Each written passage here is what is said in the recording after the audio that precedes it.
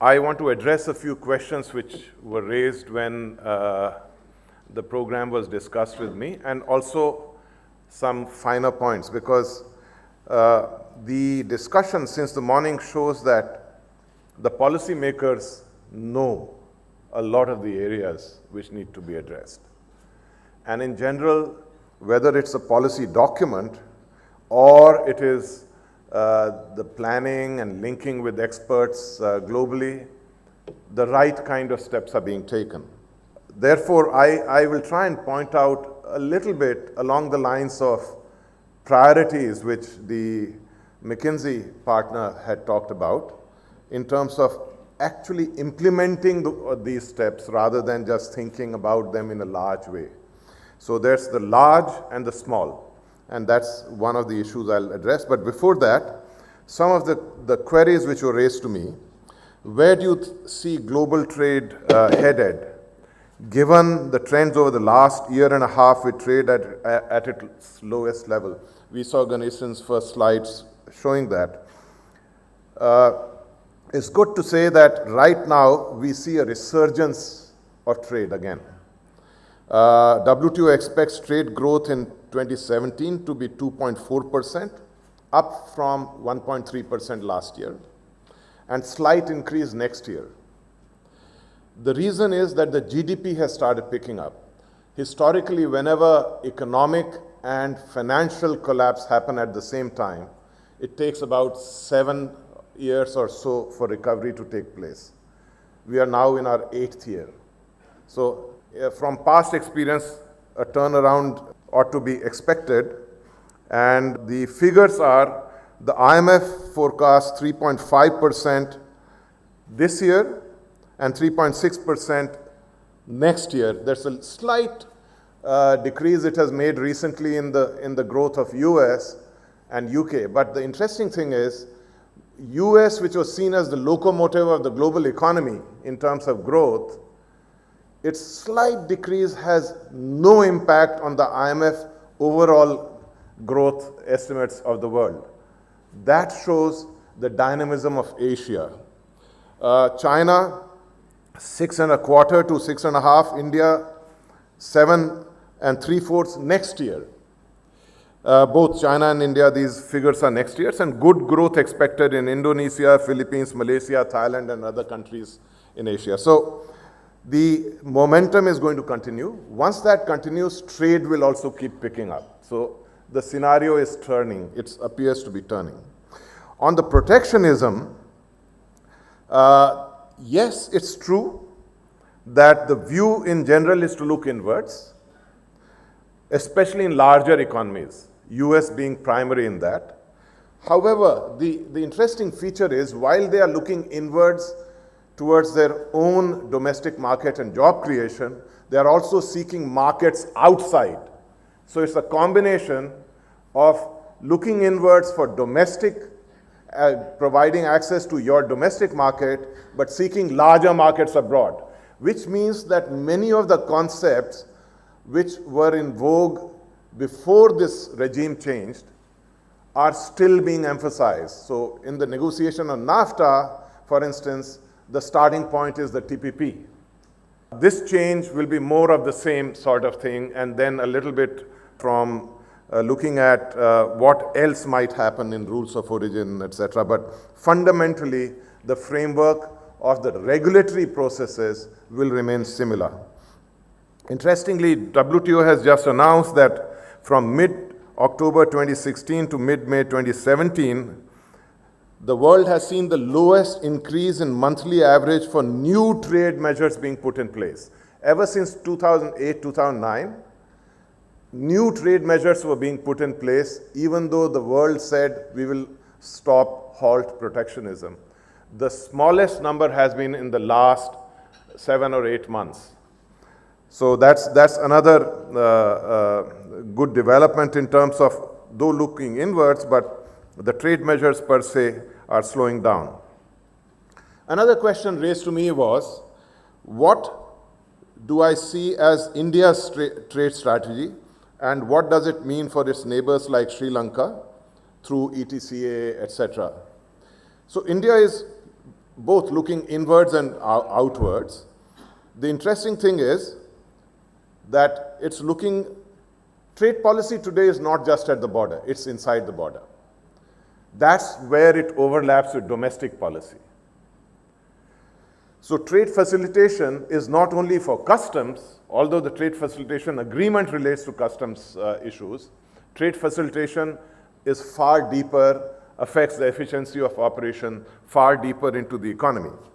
So India is looking very strongly at the internal processes and reforming them.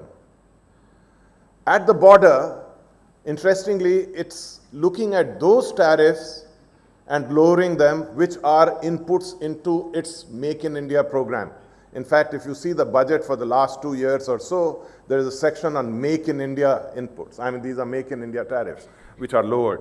So it's a combination, but they continue to see, because of the internal focus and the global markets, they continue to see standards as being very important. And if you look at what India is doing, and you see what is the main objective in ECTA, it doesn't seem to be, the situation doesn't seem to change in any way in terms of achieving those objectives. They are still viable. There is likely to be momentum towards them, including the early harvest program with respect to mutual recognition of conformity assessment procedures, something which is also emphasized by the national trade policy framework, which the central bank governor was talking about in the morning. Then, looking at Sri Lanka embarking on new trade reform effort through tariff liberalization, preferential trade arrangements, and export promotion, one question I saw in the blurb was, is this a foolhardy strategy? It's not foolhardy, it's just incomplete way of looking at things.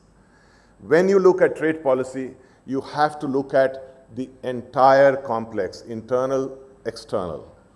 Therefore, when you are looking at implementation of trade policy is today overlapping with domestic policy, and a lot of emphasis has been given to competitiveness. Competitiveness is a focus also of trade policy. But when we look at competitiveness, we are looking inwards in the sense of domestic policy, production processes, cost efficiency. But if you are competing in the world through trade policy, competitiveness has to be not only through cost efficiency, etc., but outside your realm in the international segment. And you don't compete only on costs, you don't compete only on quality, you compete by linking up with people, making them realize the relevance of your product. Therefore, a competitiveness policy which is far more complete in my view will not only be commercial, it will flank it with political relations, it will flank it with connecting with another country to learn, or at least let it take an interest in what you are doing by sharing success cases and helping you implement them here.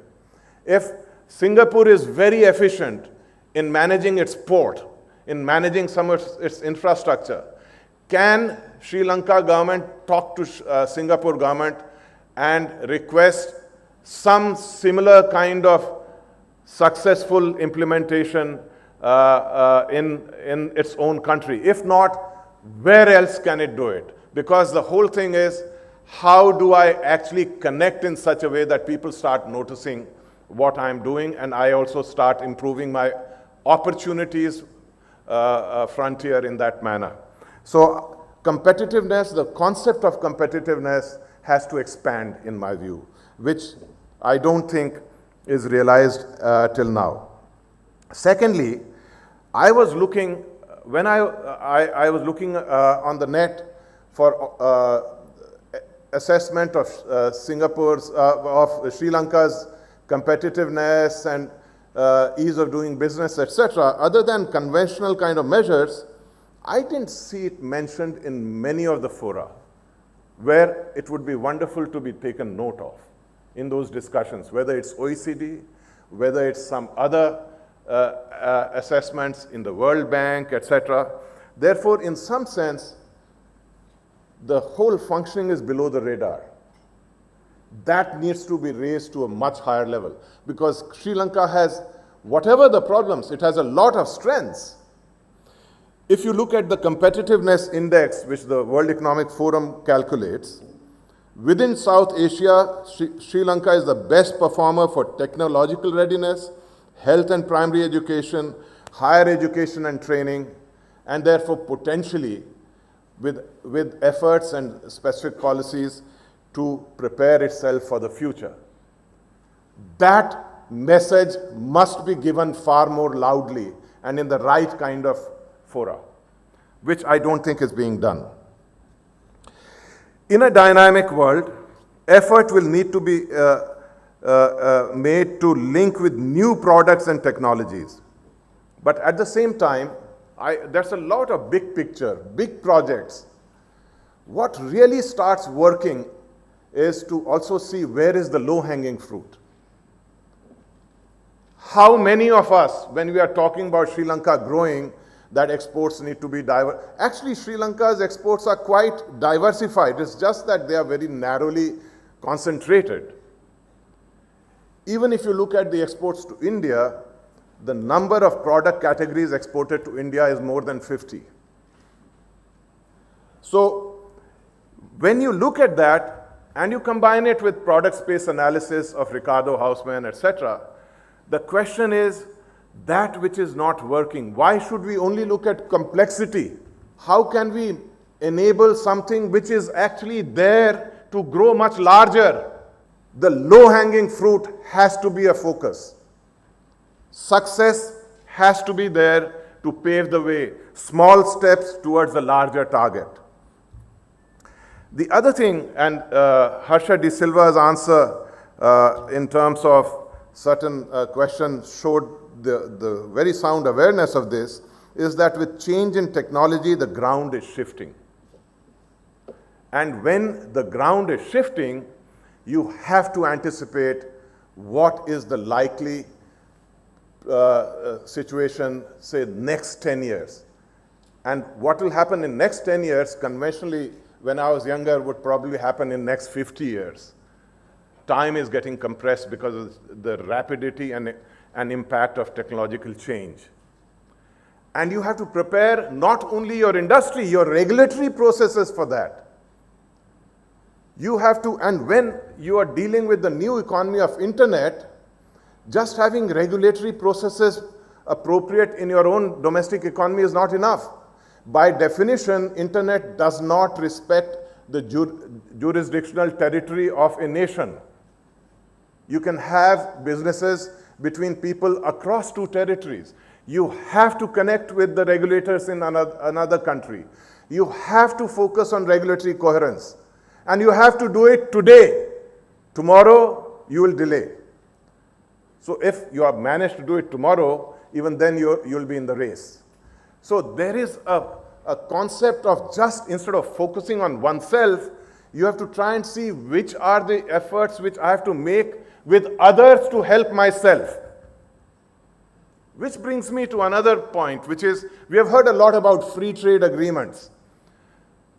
Ganesh said free trade agreements take time. Can we think of things which are useful and be done more quickly, meaningfully, which pave the way for the free trade agreement, and can be done in a way that the free trade agreement, when it is reached, is half prepared already? This is something which requires you to take a step back and look at some existing model. Take TPP. I'm not saying Sri Lanka is ready to be a member of TPP. India is not ready to be a member of TPP. But I've just written on how India can actually use TPP for its own domestic reform and regional collaborative initiatives in specific chapters. Regulatory coherence, digital. Why can we not pick out areas which show that this is the way to move towards good governance, an internationally agreed high standard method? be it technical barriers to trade, be it sanitary, phytosanitary measures, be it e-commerce, be it regulation and good governance provisions.